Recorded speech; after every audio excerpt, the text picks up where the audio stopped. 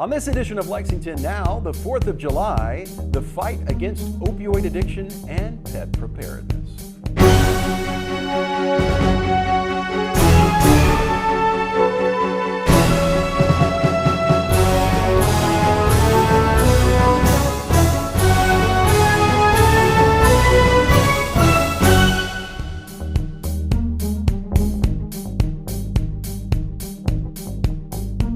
I'm Neil Noah, and welcome to Lexington Now for the week of June 19th, 2023.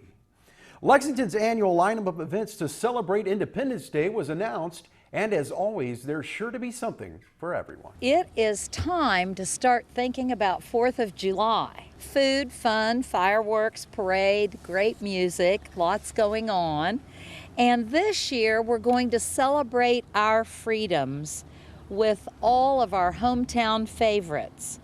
The Patriotic Concert, the Ice Cream Social, the Bluegrass 10,000, a parade, the 4th of July Festival and Market, and of course, the fireworks. Today, we are standing here in R.J. Corman's rail yard, the launch site for our outstanding fireworks spectacular. This year, R.J. Corman is celebrating its 50th anniversary, as you can see from these beautiful 50th anniversary locomotives behind me. At R.J. Corman this year, we've got an awful lot to celebrate. 2023 is a big year for us, as we're celebrating a half a century of working in the railroad industry. So 50 years of success and growth that started right here in central Kentucky. These beautiful locomotives with the 50-year logos on it symbolize our beginnings, our achievements, and our bright future. They not only look good, but they're moving our economy forward and are actively hauling carloads for our clients on the R.J. Corman Central Kentucky line. So we're excited about our future, and we look forward to celebrating our nation and our freedoms this Independence Day. So happy 4th of July to Lexington. Let's get ready for a sparkled up 4th of July festival this year. We have an exciting 4 days of fun, family-friendly activities and festivities. So here's the lineup. We start on July 1st, Saturday, from 5:30 to 9 p.m. with our Red, White, and Blues concert at Moondance Amphitheater. So be sure to come kick off your festivities, spend a beautiful summer evening with family and friends, enjoying tunes of the local blues legend T.D. Young. Willie Eames will get things started, and food trucks and cold drinks will be available for purchase. Then on July 2nd, we have our traditional ice cream social at Henry A. Tandy Centennial Park. Sweeten up this holiday weekend with a cool treat. We will also have live music and children's activities to get the whole family engaged. Then on Monday, July 3rd, we have the Patriotic Concert in collaboration with the Lexington Philharmonic. The pre-show starts at 5 and the main show starts at 7:30 at Transylvania University and Gratz Park. So spend this 4th of July Eve with us and a thoughtful program of celebrating America through music. Bring your blankets, your lawn chairs, and a picnic, or enjoy dinner from a variety of food trucks. Next, ready, set, sign up, and get ready to run the Bluegrass 10,000 and Fun Run on Tuesday, July 4th. That starts at 7:25 a.m. for the 10K. The Fun Run starts at 8:30 a.m. and we'll all be there ready to greet you, smiles on, I promise, at the corner of Main Street and North Limestone. So this will be our 47th annual Bluegrass 10,000 and Fun Run. So come cheer on the runners or participate yourself. There's the 10K and a 1-mile fun run. You can still register for those as well as for the wheelchair race and virtual race options. Then finally, well, almost finally, on the 4th of July, we have our festival and market that starts at 10 a.m. and goes until 3 p.m. And it will stretch from the Courthouse Plaza down to the Fifth Third Pavilion and the Henry A. Tandy Centennial Park grounds. There will be live music, children's activities, shopping with arts and crafts, local vendors, and food. And of course, it's a great opportunity to get the perfect spot to watch the parade. The festivities will take place before and after the parade, and we are still seeking interested artists, performers, and food and beverage vendors to apply and attend. But speaking of the parade, that will start at noon on July 4th on Main Street. It'll go all the way down Main Street as usual, and it will start at Midland and end at Mill. There will be plenty of red, white, and blue to get everyone in the patriotic spirit. You can enjoy from the sideline, or you can register ahead of time if you'd like to walk in it. And then we do finally close the parade with the pièce de résistance, the 4th of July fireworks spectacular, which blasts off from right where we're standing right now, about 10 p.m. on July 4th. So you can close out your day with us with a bang, with color and excitement. So the fireworks extravaganza, again, will start at about 10. All of the events are free to attend. You can visit our website for more details, to sign up for the Bluegrass 10,000 or Fun Run, or to be a vendor or to walk in the parade. And that is www.lexingtonky.gov/4th of July. I can't wait to see you at all the festivities on the 4th of July weekend. The city has gotten another boost in the fight against opioid addiction in the form of funds from the settlement against drug companies. Here's how it will be used. You have an important job ahead of you. You will make recommendations to the administration and the Urban County Council on how best to use funds received from the National Opioid Litigation Settlement. This is a very big deal. These funds will come to Lexington from drug companies that helped fuel the epidemic. They will come, we believe, over the next 20 years. This is not just today, it's a long-term approach. Like many cities and states, Lexington joined a lawsuit with multiple defendants that has resulted in an agreement that will provide significant resources. Some defendants have already settled. Others have declared bankruptcy. The litigation continues. Lexington has been in the trenches of fighting the opioid battle for several years. We won 2 federal grants, a total of $4 million, to purchase and distribute life-saving Narcan. Working with the health department and our first responders, we've distributed 34,000 doses of Narcan. Even so, overdose deaths continue to increase. We have had significant setbacks because of the pandemic and the isolation it produced, and because of the introduction of fentanyl, which is deadly, as we all know. I count it an honor and a privilege to serve as the chair of the Opioid Abatement Committee. When I received the call from Mayor Gordon, I was honored and ready to join her in this effort to help our community. I've worked in the field of substance abuse for over 22 years on many levels and on different modalities of treatment. We've been blessed over the last few years to receive funding to fight against the opioid epidemic. And there have been many obstacles that have come our way, and it appears that our work may have been in vain. The mayor spoke of the pandemic, which played a major role in the increased risk, I believe due to isolation and also depression. We've received another blessing that will help us continue to combat the ever-rising deaths due to the travesty and increase of substance use disorders with the mixture of fentanyl and heroin and other opioids.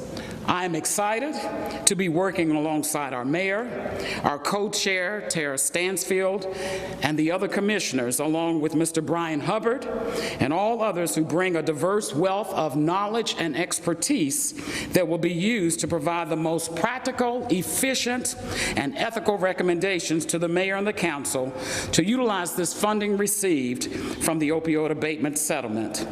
We've come a long way, but we have such a long way to go.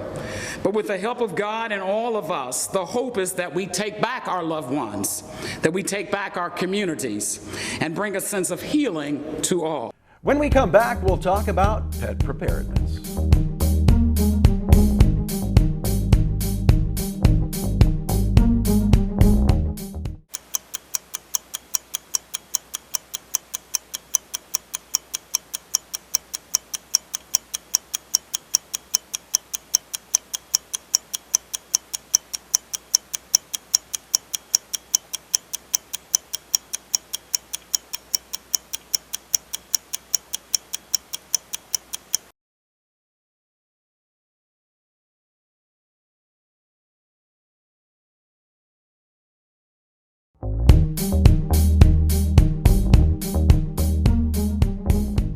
Welcome back to Lexington Now. June is Pet Preparedness Month, and we went to the Humane Society to find out what you need to know to keep them safe in case of emergency. I oversee the fundraising and the foster care team here, and engagement and outreach, and that's a big part of what we do at the Humane Society, is educating the community. And when things like this come up, we want people to be prepared. So this is a great segue to talk about June being Pet Preparedness Month. The best way to be prepared is to have a plan. And so we always encourage people to make a plan for their pets in case an emergency strikes. No one wants to think about it, but you do want to be prepared in case it does happen. First and foremost, dogs and cats, you want them to have be licensed, so they have their city license and their tags on their collars. And if that's not the case, especially with cats, we strongly recommend that they're microchipped, and that will have the owner's contact information if they were to get out or get lost. Check around local lodgings, pets, or hotels, motels, see what is pet friendly if you do have to travel and leave your house. See if you make sure you can take them with you because they are a family member. Having an emergency kit for them with supplies, food, treats, medications, collars, leashes. For cats, you want to make sure you have a carrier prepared for them.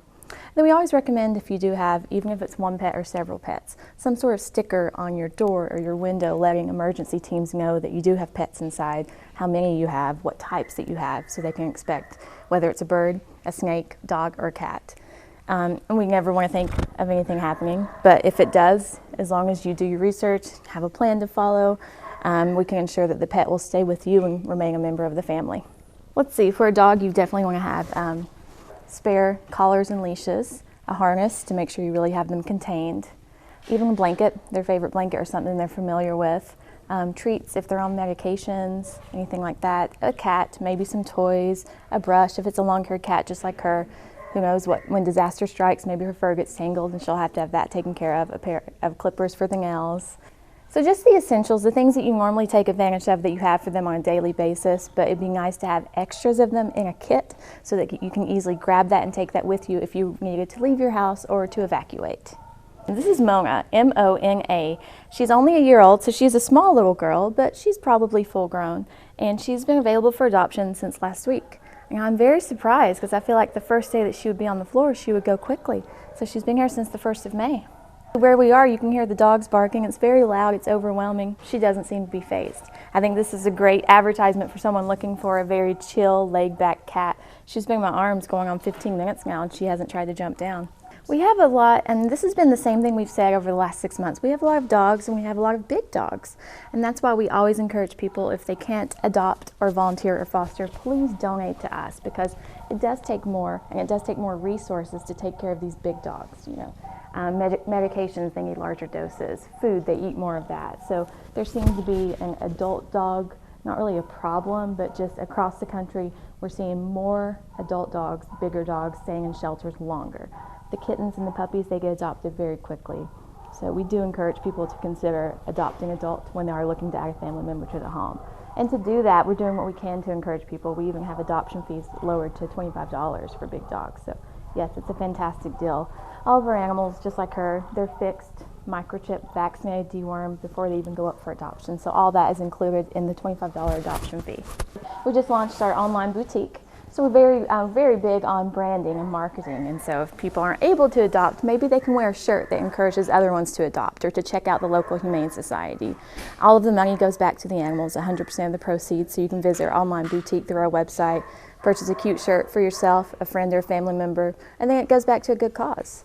And then it's practically summertime. That means we've seen an increase in kittens coming into our care. A lot of mama cats are having babies, and those kittens need to be taken care of until they can have surgery and be adopted. We'll have thousands of kittens come through these doors over the next several months, and we rely very heavily on foster parents to take care of them. So we encourage everyone, if you haven't yet, to sign up to be a foster parent through our website. It's a very easy commitment. You can sign up and help out for 2 weeks. You may love it and be a foster parent for at least 2 years, but it works around your schedule. We provide all the supplies. All you would do is hold a cat like this and provide the love and care and shelter. For more information, whether it's for foster care, to volunteer, or even to give us a donation, please visit adoptlove.net. You can find all of the information there. We're very thankful to have people that support us in what we do and support our mission. We will see an increase in the number of animals in our care over the summertime, so we are very thankful for those who help us out, and we definitely encourage people to continue to do so. The library's summer program is in full swing, and Ann Donworth fills us in. I'm Ann Donworth. I'm the Director of Development, Marketing, and Communications for the Lexington Public Library.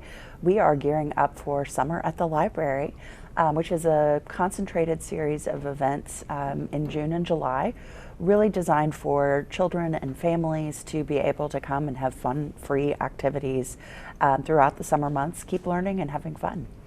The first week of June, we'll have our kickoff parties. So each branch, all 6 of our locations, will have a petting zoo. We'll have all kinds of different games. We'll have some book characters there as well in costume, and a few surprises. And then we have also a lot of our partners are going to be there talking about some of the activities that they have going on this summer. So the Bright Star Children's Theater will be here the 3rd week of June doing Aesop's Fables. That's always a really fun one. They do a great performance. We'll have STEAM activity, a STEM week. We have friends from the Newport Aquarium are coming down. This year they're bringing crocodiles.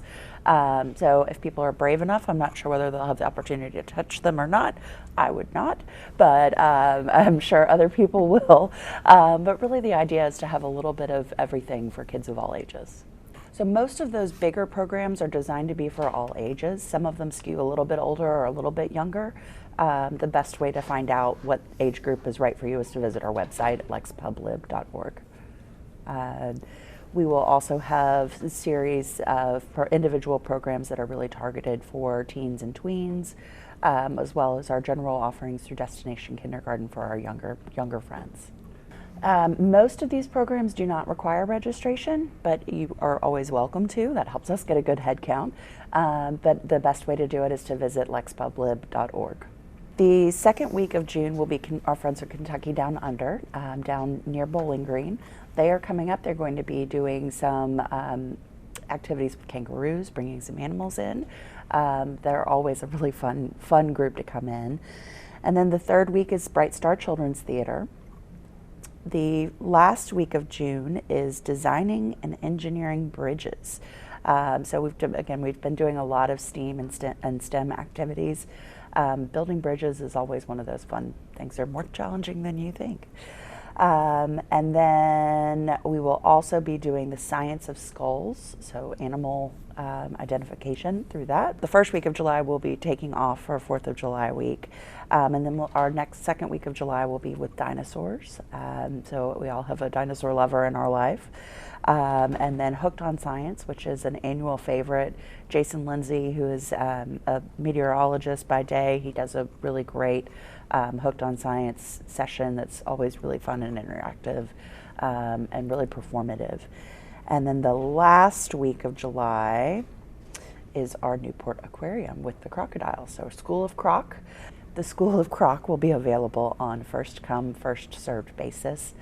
They do have a maximum number of people that they can accommodate per session. I think really the fun part about these is that they are designed for everybody to have a little bit of a different experience. There's a different theme, so every week. There are also lots and lots and lots of one-off programs throughout the library system. So if none of these take your fancy, just take a look and find something that does.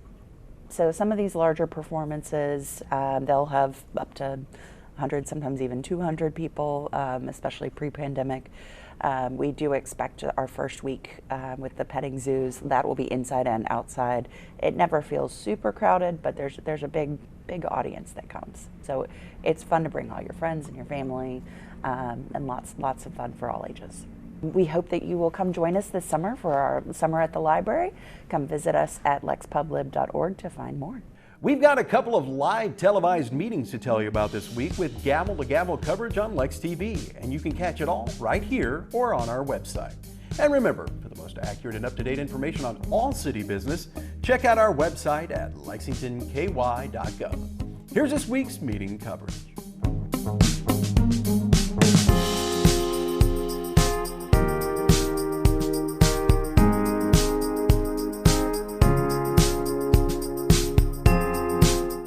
That's all for now, but as always, you can keep up with us on social media. Check out the latest traffic updates on Twitter at LexRex, or catch our live traffic cams on lexingtonky.gov. For all of us at Lex TV, I'm Neil Noah, and that's it for now.